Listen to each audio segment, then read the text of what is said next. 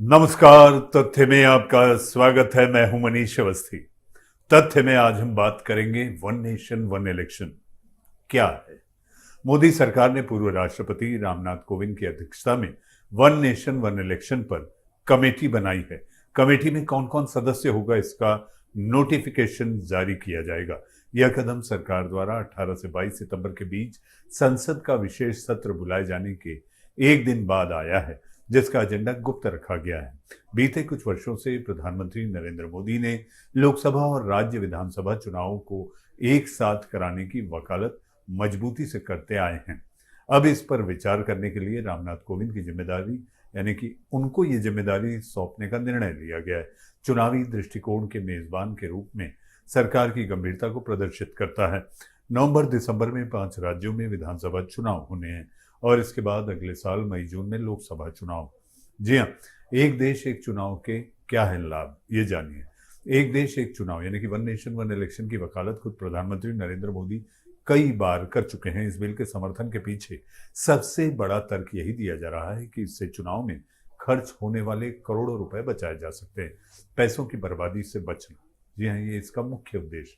प्रधानमंत्री नरेंद्र मोदी कई मौकों पर वन नेशन वन इलेक्शन की वकालत कर चुके हैं। इसके पक्ष में कहा जाता है कि एक देश एक चुनाव बिल लागू होने से देश में हर साल होने वाले चुनावों पर खर्च होने वाली भारी धनराशि बच जाएगी। बता दें कि 1951-52 लोकसभा चुनाव में 11 करोड़ रुपए खर्च हुए थे, जबकि 2019 लोकसभा चुनाव में 60,000 करोड़ रुपए की भारी भरकम धनराशि खर्च हुई थी। पीएम मोदी कह चुके हैं कि इससे देश के संसाधन बचेंगे और विकास की गति धीमी नहीं पड़ेगी।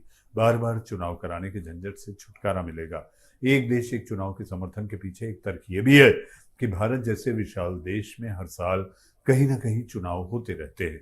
इन चुनावों के आयोजन में पूरी की पूरी स्टेट मशीनरी और संसाधनों का इस्तेमाल किया जाता है, लेकिन यह बिल लागू होने से चुनावों की बार बार की तैयारी से छुटकारा मिल जाएगा। पूरे देश में चुनावों के लिए एक ही वोटर लिस्ट होगी, जिससे सरकार के विकास कार्यों में रुकावट नहीं आएगी, ना ही रुकेगी विकास कार्यों की गति। एक देश एक चुनाव का समर्थन करने वालों का कहना है कि देश में बार बार होने वाले चुनावों की वजह से आदर्श आचार संहिता मॉडल कोड ऑफ कंडक्ट लागू करनी पड़ती है। इससे सरकार समय पर कोई नीतिगत फैसले नहीं ले पाती या फिर विभिन्न योजनाओं को लागू करने में दिक्कतें आती हैं। इससे यकीनन विकास कार्य प्रभावित होते हैं। काले धन पर लगेगी लगाम, जानिए तथ्य है।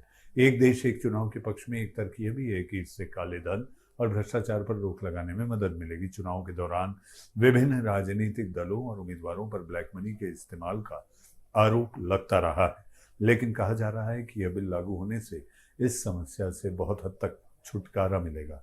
एक देश एक चुनाव से क्या हो सकते हैं नुकसान, तथ्य जानना जरूरी है। केंद्र सरकार भले ही एक देश एक चुनाव के पक्ष में हो, लेकिन इसके विरोध में भी कई मजबूत तर्क गढ़े जा रहे हैं। कहा जा रहा है कि अगर ये बिल लागू होता है तो इससे केंद्र में बैठी पार्टी को एक तरफा लाभ हो सकता है।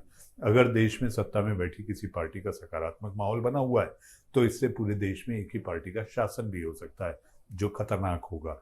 राष्ट्रीय क्षेत्रीय पार्टियों में मतभेद, इसके खिलाफ एक तर्क यह भी बताया जा रहा है कि इससे राष्ट्रीय और क्षेत्रीय पार्टियों के बीच मतभेद और ज्यादा बढ़ सकता है।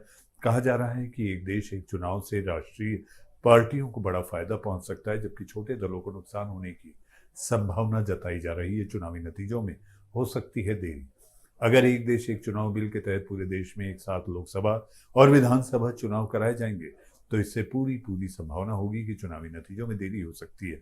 चुनावी नतीजों में देरी से यकीनन देश में राजनीतिक अस्थिरता बढ़ेगी, इंस्टेबिलिटी, जिसका खामियाजा आम लोगों को भी भुगतना पड़ेगा। तो आपने देखा वन नेशन वन इलेक्शन, एक देश एक चुनाव एक वक्त। तथ्य में आज के लिए फिलहाल इतना ही। नमस्कार।